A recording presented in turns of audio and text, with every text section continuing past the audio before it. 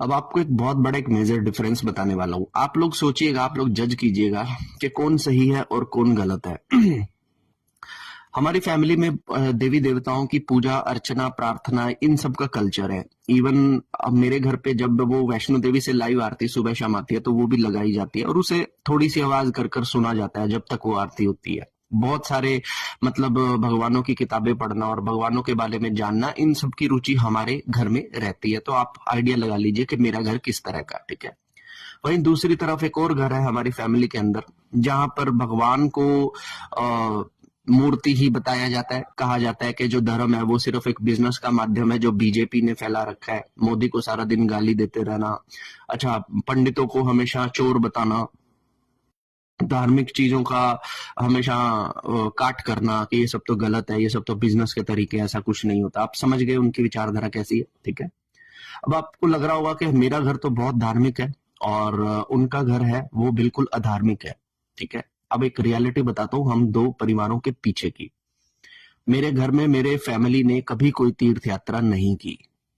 मेरे पिताजी की जॉब इस तरह की थी कि वो तीर्थ यात्राओं पर हमें ले जाना नहीं समझते थे। अगर कभी जाना भी होता था तो हम केवल अपने गांव में जाकर वहां घूम कर जो भी आ जाते थे, लेकिन तीर्थ हम नहीं करते थे।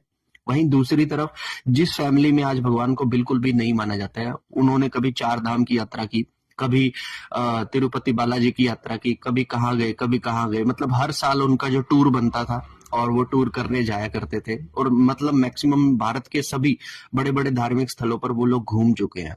अब आप देखोगे कि हमने कुछ नहीं किया कभी, लेकिन फिर भी हमारे मनों के अंदर हमारी जो इनर कॉन्शियस है वो भगवान से जुड़ी हुई है। लेकिन वो जो लोग हैं जिन्होंने बहुत धार्मिक यात्राएं की, जिनको भगवान ने तीर्थ दिखाए, दर्शन दिए, गर्भगृहों में खड़े होकर, आज वो भगवान को गाली दे रहे हैं।